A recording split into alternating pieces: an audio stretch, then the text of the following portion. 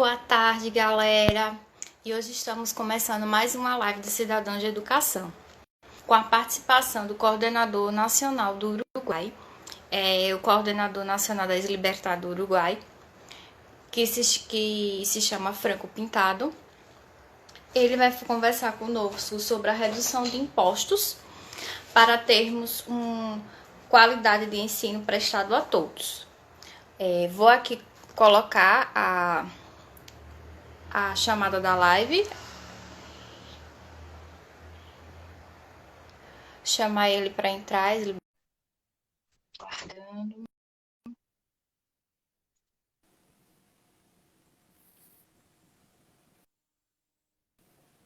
Olá, buenas Hola tardes. a todos. ¿Se escucha bien? ¿Se ve bien el video? ¿Todo en orden? Sim, sim, escutou bem. Perfecto, perfecto, perfecto. ¿Cómo va Isabela? Hola a todos. Eh, bueno, si querés me presento ya de una. É, Bueno, pode se apresentar, é Franco Pintado, ele é coordenador da Ex-Libertad do Uruguai e ele vai conversar conosco sobre a redução de impostos para termos qualidade de ensino, uma qualidade de ensino prestado a todos. E ele vai falar das perfecto. condições no Uruguai, como está a questão do ensino, essa redução de impostos, se pode ocorrer essa redução nos impostos para se ter uma educação melhor, o imposto que a gente paga em cima do produto adquirido, que a educação em si, ela devia ser um serviço abrangente a todos, mas não é. E a gente sabe que para ter uma educação de qualidade, precisa se pagar, às vezes, sempre mais. E isso acarreta o quê? Muitas das vezes a gente paga mais imposto do que o próprio serviço adquirido. Isso gera Bien, dispersões. E a gente vai perfecto. começar a falar um pouquinho dessa questão. A nossa atuação como cidadão na política educacional, o meio ambiente das relações intrapessoais e extrapessoais, desde a última década, tem sido contraditória para os futuros profissionais de educação. E de como Perfecto. devemos ser liberais perante o sistema educacional que vivemos atualmente, com Franco Pintado falando sobre a questão dos impostos. Bien. Primero que nada, agradecer por el espacio, por la oportunidad de hablar con ustedes. Es un honor para mí. Uruguay hace poco está, digamos, formada como una región, como una región, no, como una nación dentro de Estudiantes por la Libertad. Soy el primer coordinador nacional que tienen en muchísimos años y tener la posibilidad de charlar con alguien un compañero de Brasil es una maravillosa oportunidad para nosotros y agradecerte enormemente por organizar esto. La situación actual de Uruguay, si me permitís ya ir arrancando en cuanto a educación y respecto al tema impositivo, es debido al tema de la pandemia y el coronavirus, se está tratando, digamos, dentro del Congreso y demás lugares políticos, el tema de una reducción del presupuesto a la educación pública. ¿Por qué es esto? Principalmente porque Uruguay sufre de un déficit fiscal muy importante, culpa de un gobierno populista que se mantuvo al poder durante 15 años. Entonces, aumentaba, digamos, todo lo que era gasto social o gasto público en temas como la educación y demás. Y el problema que surgía es que la educación no era, digamos, merecedora de tal gasto. Es decir, se estima que niños de tercer año no saben prácticamente comprender un problema de matemáticas de tercer año, un problema simple. Entonces es como que el gasto era muchísimo mayor a lo que después cosechábamos en frutos. Por ende, este nuevo gobierno que asumió hace unos meses, justo unos días antes de que comenzara la cuarentena, una de las propuestas que tiene es, propuestas no, una de las ideas que tiene es un presupuesto muchísimo más austero, si se quiere decir, si se puede pensar desde ese lado, con el tema de una reducción en cuanto al financiamiento de la educación pública, que en general, en niveles generales, no es buena para nada. Es decir, es estándar, sí, o sea, es aceptable dentro de lo que es la región de Latinoamérica, pero la región de Latinoamérica la educación pública no es buena en absoluto, principalmente en todo lo que es primario y secundario. Universidades públicas de nivel sí, es cierto que hay, pero todo lo que son las educaciones básicas, no, en absoluto. Y el presupuesto que tienen es exorbitante en comparación. Pero se está cambiando y el tema de las universidades privadas es que debido al reciente declive en cuanto al nivel de la educación pública, han mejorado muchísimo, han aprovechado esa debilidad, digamos, de la educación pública y han crecido en cuanto a nivel de educación y de nivel de enseñanza que tienen. Claro, a liberdade de lutarmos por uma educação de qualidade com a realidade divergente que não condiz com padrões impostos sobre a nova tecnologia 5.0. Esses dias eu tenho visto palestras relacionadas sobre essa nova tecnologia, como eu sou da área de engenharia civil, e nós, como engenheiros civis, devemos, para ficar atualizado em toda a área em si, a gente não dispõe do tempo suficiente. Porque você veja, o dia tem 24 horas. Aí, 168 horas por semana. Para se ficar atualizado no mundo de hoje, a gente precisa de mais de 200 horas por semana. Ou seja, a gente não vai dormir. Só para ficar atualizado no que acontece no mundo da engenharia civil. Isso é só engenharia. Para você imagine uma pessoa que já vem de uma baixa escolaridade, se ela vai ter como estar se atualizando, porque isso requer tempo para estudar, requer um tempo para parar. Muitas das vezes a pessoa, um estudante, realmente ele não tem como estar estudando e trabalhando, porque é uma pessoa que estuda e trabalha ao mesmo tempo. Ela não consegue dedicar tanto tempo ao estudo como aquela pessoa que só estuda.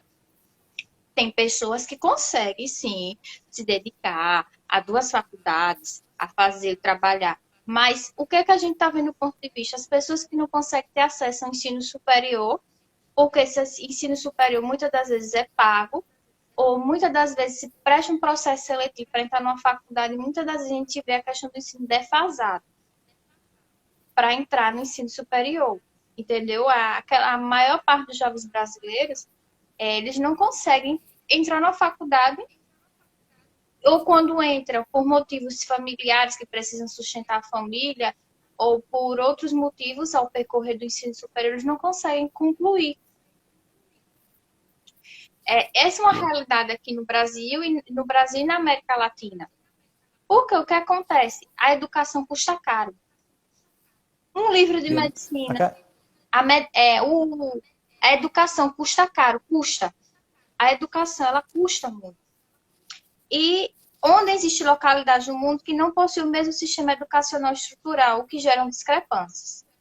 Sendo que o fruto disso é que existem países que se pagam menos impostos ao governo e que são mais fomentados na educação, na moradia e na saúde.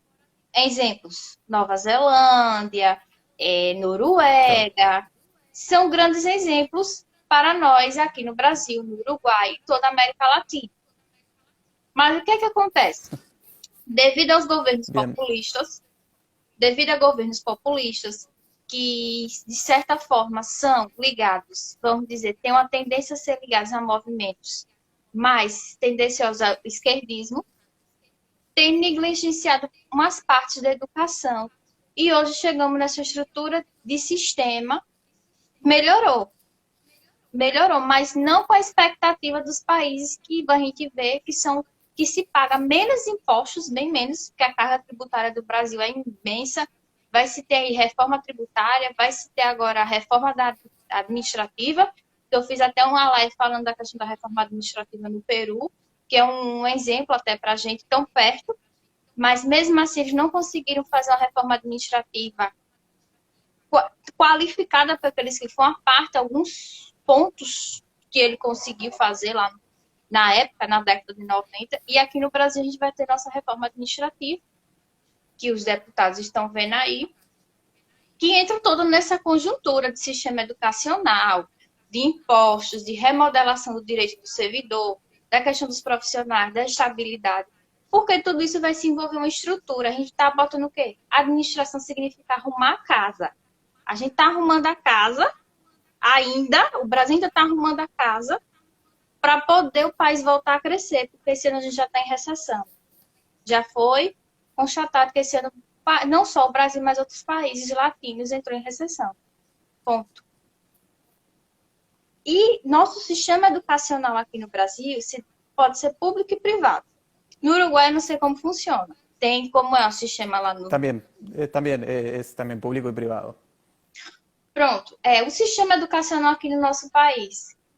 Muitas faculdades, muitas universidades estão paradas devido à pandemia.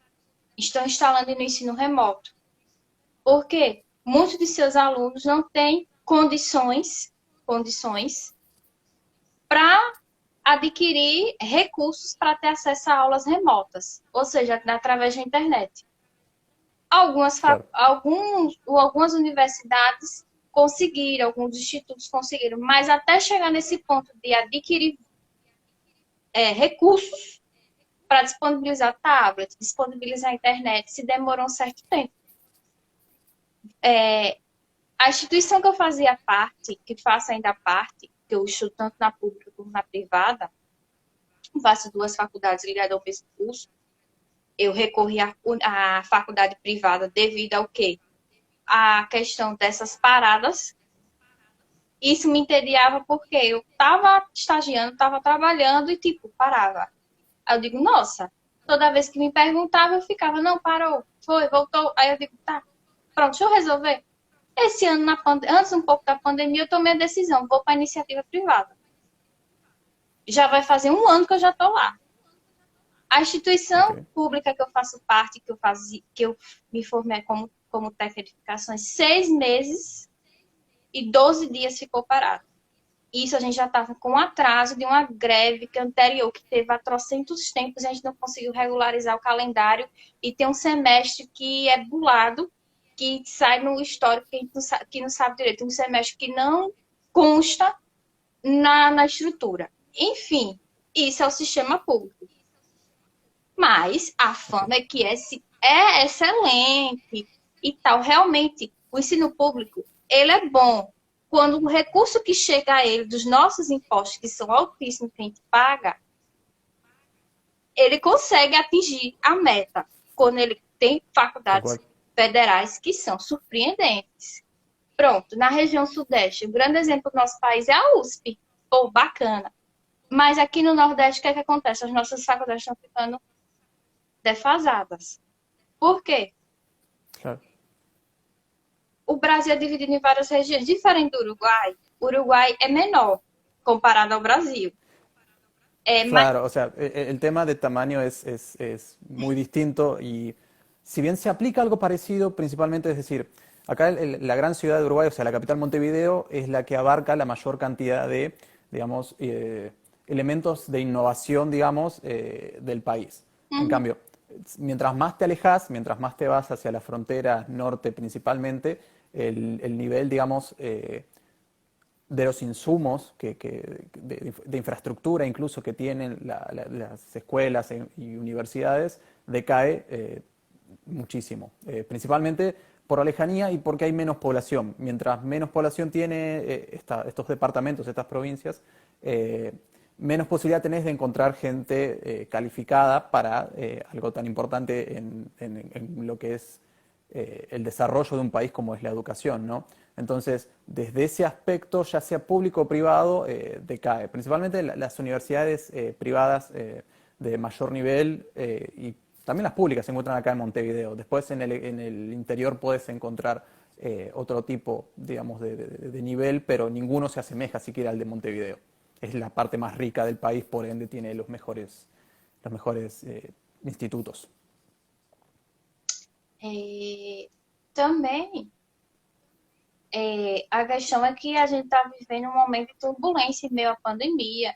As disparidades do ensino, a gente viu agora as grandes diferenças.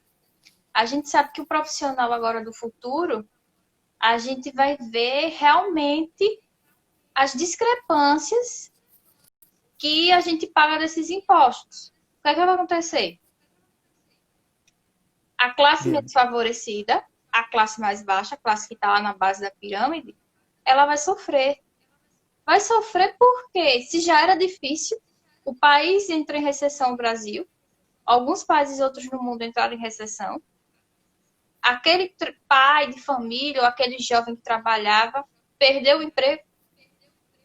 Então, ele já vai sair do seu ensino, do ensino privado onde estava, vai parar de pagar uma faculdade, porque vamos dizer assim, que ele não entrou na escola pública. Isso já vai gerar um retrocesso. E aquele tempo que ele ficou lá, ficou perdido, porque para retornar é mais difícil. A pessoa quando tranca uma faculdade, para retornar é mais difícil. A pessoa quando está em duas, que está nas duas ao mesmo tempo, eu tiro por experiência própria, eu tenho experiência nesse assunto. É mais difícil, sabe por quê? Porque a gente fica com aquele... É professor de um lado, professor do outro. E aí? A gente fala que cobrança é ruim, mas em certos casos cobrança não é ruim, não. Cobrança às vezes dá uma direção a gente. Olha, isso, delegue isso, faça isso. E quando a gente se afasta da esfera educacional, para retornar fica mais complicado a cada ano que passa. Eu tiro isso porque eu vejo colegas na faculdade privada que trabalham o dia todo, depois de 10 anos que se formou, resolveu voltar a estudar e fazer um curso superior, porque passou a ganhar melhor e agora tem condições de estar pagando o curso superior. E reclama da questão de mensalidade. Mas o que é que o ensino privado sai na frente do ensino público? O ensino público tem faculdades, sim, realmente de nome, que são realmente boas no Brasil. O Brasil tem excelência nisso. Tem locais bons, desenvolve pesquisa. Tanto que a gente está desenvolvendo pesquisas relacionadas à pandemia, do coronavírus, pesquisa aqui até na Universidade Federal de Sergipe, levantamentos quantitativos. O próprio Instituto Federal de Sergipe conseguiu criar um laser que ele limpa o local, um laser ultravioleta que bota tipo uma vassoura, que pode ser usado um raio ultravioleta para desinfectar o local, limpar o local com aquele raio. E foi feito aqui no Instituto Federal de Sergipe. Pouca gente sabe disso, entendeu? A gente precisa fazer um levantamento dessas pesquisas, porque as universidades e institutos federais, em questões de pesquisa, saem na frente. Eu já fui pesquisadora na área da construção civil, na área do reaproveitamento de águas pluviais. Eu entendo isso. A falha do sistema educacional público talvez seja nessa gerência de verbas para chegar. Mas quando isso for resolvido, quando vier a reforma administrativa, espero que se resolva uma parte desses problemas, que eu sei que nada se resolve do dia para a noite. Mas que melhore, porque agora vai ser uma mensuração do trabalho do professor. Mas não é querer tirar o trabalho, o serviço do servidor, tirar sua estabilidade. Eu acredito que é uma questão de mensurar trabalho para ver se realmente o professor está indo para a sala de aula, porque existem professores e professores. Tem aquele cara que está ali por vocação. Eu estou aqui para lhe ajudar. Aqui no site do seu pé, eu tive professores bons dentro da minha trajetória de ensino público, dentro da minha trajetória de ensino privado. Entendeu? A gente está... Como também tive professores de eu ficar, poxa, por que está acontecendo aquilo? De ficar... E com o que está acontecendo, a taxa de imposto sobre a educação está alto. Muitas escolas particulares fecharam aqui no Brasil, porque os pais desempregados... ¿Cómo es la visión, te pregunto, cómo es la visión de la gente, digamos, o sea, de los ciudadanos comunes, de la gente en general, sobre el nivel de la educación pública allá en Brasil? ¿Cómo es el nivel de educación pública en Brasil? ¿Qué visión tiene la gente sobre el nivel, o sea, sobre la calidad de la educación pública de Brasil? A educação pública no Brasil, eu digo no média do padrão geral, ela tá, eu acho, assim, eu tenho um parâmetro que ela tá assim, porque isso vai depender muito da região, do estado, da província, que se encontra aquela instituição pública, entendeu? Porque não quer dizer que uma instituição seja ruim, que todas sejam. Não quer dizer que uma instituição boa, que todas sejam boas, entendeu? Isso vai depender muito dessa questão. Saiu agora a nota do IDEB, Índice de Desenvolvimento da Educação Básica. E aqui no meu estado, né? A gente tinha que ter atingido um patamar que a meta foi perto de 4. A gente chegou em 3, pouco, nas séries iniciais atingiu a média, e, tipo, isso é baixo. A gente, tipo, tá entrando no ensino médio sem saber as 4 operações corretamente. Não tá sabendo nem dividir, saber o que é resto, o que é consciente. É complicado, é complexo, é complexo o sistema. A gente não pode chegar e dizer, Claro. generalizar que tudo é ruim ou que Sí, tudo sí, é sí, sí. bom. A gente está precisando Sí, fazer sí, um tal cual. levantamento, só que para isso leva-se tempo, para se melhorar algo vai se levar tempo, porque tudo isso é um sistema de muitos anos. É uma engrenagem. Não só no Brasil, mas como aí no Uruguai, como em qualquer país do mundo, uma peça depende da outra para funcionar. Primeira peça, saneamento básico, isso a gente está resolvendo. Repare, está resolvendo esse saneamento básico. Existem milhões de brasileiros que ainda não têm acesso à água potável e esgoto tratado. Para se chegar na educação, porque o que? A pessoa, às vezes, que mora numa área que falta saneamento básico, ela muitas vezes não tem acesso à educação. Entendeu? Para a gente chegar nesse Sí, ponto. E muitas das vezes essas bien. pessoas que moram em periferias, em zonas de, vamos dizer, de uma De menos classe recursos, sí. menos favorecida, elas moram em periferia, Claro. entendeu? Elas não vão morar Sí, num sí, sí, sí. local abastado, com tendo de tudo. A maioria das vezes, essas pessoas que estudam em escola pública, elas moram em periferia. Salvo engano, uma ou outra que vai para o sistema público devido a outros tipos de necessidades ou simplesmente por escolha dos pais. Pronto. Bien. Acá es más, está más distribuido, es decir, no importa si el barrio es de menos recursos o de mayor nivel de pobreza o no, hay escuelas públicas de todos modos. Después depende si la utilizan o no, el nivel de asistencia que tienen, pero dentro de todo está bastante equilibrado, por así decirlo. Eh, Eso sí, las escuelas privadas, digamos, de mayor nivel, como dije antes, están en la capital, es decir, están en Montevideo. Eh, ya que al ser zonas más ricas tenés más gente que tiene la posibilidad de pagar la cuota, de pagar ese dinero mensualmente para poder enviarlos, ¿no? Pero desde ese aspecto entiendo cuál es más o menos la situación de Brasil, según lo que me contás, que también como acá varía dependiendo del estado, ahora dependiendo de la provincia, el departamento, ¿no? Sim, escutou. Perfecto, perfecto. Lá a questão departamentos, a questão das divisões, é algo ainda que a gente vê assim, de uma certa forma, eu não sei como é no Uruguai essa questão de divisão, você, da questão do ensino, mas a qualidade em si não é boa aqui, entendeu? No. A Sí, sí. qualidade em si da rede pública não é boa em sua maioria das vezes, né? É um fato que a gente vê que melhora quando chega no ensino superior. Tanto que os colégios de rede privada fazem a maior questão dos seus alunos passar na rede federal. É nome para a instituição quando acontece isso. Já a gente, quando entra lá, os alunos, percebe que o contexto é diferente do que a gente pensava. Eu passei na UFES, Universidade Federal de Sergipe, passei no IFES, Instituto Federal de Sergipe, e fui para a iniciativa privada. O que será que aconteceu? Então, a gente faz escolhas na vida. As instituições públicas são boas.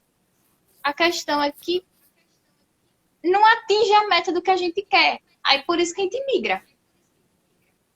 Porque a faculdade em si ela é boa, tem pesquisa, eu participei de pesquisa já. Mas a gente chega Bien. uma hora que se cansa, entendeu? Porque o ensino em si realmente puxa do aluno e tal. Mas você não consegue conciliar trabalho e faculdade. Você Y quando. vos pensás, E vos tem, crees que la situación actual va a mejorar en Brasil, es decir, pensás que el sistema, digamos, con los que el gobierno actual y las medidas que se están tomando actualmente allá en Brasil ¿Va a mejorar la situación pública o va a caer? ¿Cuál es tu percepción de eso? ¿Cuál es tu opinión de eso? Eu tenho esperança que melhore. Eu tenho Bien, esperança que melhore. Isso só é uma fase, mas vai demorar um pouco para a rede pública se adaptar às novas tecnologias, como a rede privada já se adaptou. Na segunda semana de paralisação aqui no meu estado, eu já estava tendo aula remota pela faculdade onde eu faço privada, enquanto a faculdade pública que eu faço estava parada. E a minha tendência é concluir meus estudos no ensino privado, porque eu já estou adiantada há mais de um ano, porque o ensino público está atrasado um ano para mim. Porque o atraso que estava anterior juntou mais o atraso agora de 6 meses e 12 dias. Aí a gente tem que fazer escolhas para o nosso futuro, porque a gente não pode também passar a vida toda, chegar perto de 30, 40, 50, 70 dentro da faculdade pública, virar estudante profissional. A gente precisa se formar. E é por isso, eu tenho esperança que melhore. Eu vim do ensino público, estudei boa parte da minha vida em escola pública, fiz ensino médio em escola pública, fiz uma parte do meu ensino fundamental em escola pública. Eu tenho esperança que melhore, mas eu vi que, tipo, deu. Eu digo, foi muito tempo parado. Eu digo, meu Deus, ficar 6 meses da minha vida como diz a história, é latente lá, vegetando, esperando, a boa vontade do serviço público. Eu digo, pô, não deu. Eu digo, tô nas duas, estou porque, graças a Deus, tenho condições de pagar a faculdade privada, mas o ensino privado é mais organizado. Aí, igual. convenhamos, o ensino pago se tem, todos os dois são pagos. O outro tem impostos exorbitantes, mas a gente sabe que é pago por nossos impostos, todos os dois. Mas a gente sabe que a organização é bem melhor. Eu não sei como é aí no Uruguai, mas a gente sabe. Sí, a ver, la gente tiene una percepción muy positiva de lo que es público acá en Uruguay, debido a que durante muchos años hubo gobiernos de corte populistas acá. Ahora bien, saben que hasta cierto punto, diría yo, que no todo eso es gratis, es decir, saben que no es gratis el mantener un Estado tan grande, el mantener unos organismos públicos que sean tan abarcativos. Y creo que de a poco la percepción de la gente, principalmente gracias al trabajo que hacemos, organizaciones como Students for Liberty y como nosotros, estamos ayudando a concientizar esa percepción que tiene la gente sobre toda la iniciativa privada y los riesgos que puede tener la iniciativa pública. Acá, digamos, los colegios, después de la pandemia y todo eso, la gente vio como que era necesario cambiar la forma de mantener toda esa estructura, ya que se perdió muchísimo dinero durante la pandemia, se cerraron las clases de las escuelas casi 3 meses, 2, 3 meses más o menos. Incluso hay algunas universidades todavía que no terminaron de abrir. Las escuelas todavía no trabajan a jornada completa, por ejemplo la de mi hermana va solamente en mitad de jornada. Entonces, desde ese aspecto, la gente sigue pagando la misma cantidad de impuestos, es decir, las escuelas públicas se siguen manteniendo con la misma cantidad de impuestos, o sea, entonces desde ese lado la gente está medio harta como diciendo, bueno, yo sigo pagando lo mismo, exactamente lo mismo, pero ahora me devuelven incluso menos que antes, entonces desde ese lado creo que estamos ayudando a que cambie la percepción desde ese punto de vista. Franco, a gente já tá indo pro final da live. Já vai dar meia Bien, hora, já vai dar uns 30 minutos da live. Eu perfecto. queria uma oração final sua para você falar sobre essa questão dos impostos. Se com a redução dos impostos, você acredita que a educação possa ser prestado serviço melhor para todos. Entendeu? Se reduzindo os impostos, a gente vai conseguir atingir uma meta melhor de ensino de qualidade para todos. Que eu ¿Querés que yo acho, diga eso? eu queria uma Perfecto. para você fechar agora. Bien, perfecto, hago un cierre con eso.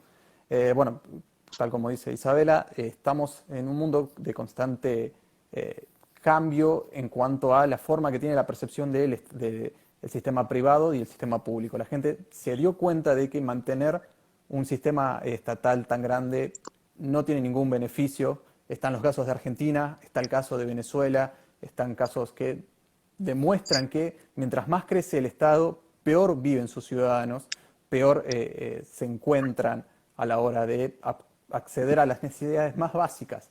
Entonces, creo que es nuestro trabajo como jóvenes, como ciudadanos, ya no de países, sino del mundo, demostrar que no es necesario que haya un Estado paternalista que nos cubra todo el tiempo la espalda, sino que somos nosotros, con nuestra propia iniciativa, con nuestra propia meritocracia, los que podemos construir un futuro mejor eh, acompañándonos como individuos. Nada, eso. Gracias, Franco. Gracias por su participación en la live. Gracias a ustedes por la invitación. Esse trabalho, esse projeto vai para o Liberty Lab. Assim, com fé em Deus, tomara que seja aprovado. É um trabalho que eu estou fazendo, vai ser enviado. Marfé, que sempre aparece por aqui, que eu acho que ela é da Colômbia, da Libertad da Colômbia, acho que Marfé é. Ela sempre está aparecendo nas lives. E tá todos que aparecem aqui, The Shoes for Liberty, mas agradeço sua participação e eu acredito que um dia consigamos nos livrar do Estado paternalista, como você disse, e atingir a meta da Ojalá que sí. liberdade. Espero que sí. Graças. Perfeito. Vou encerrar a live e Bien. até uma próxima. Gracias. Hasta la próxima. Un gusto enorme. Gracias por todo.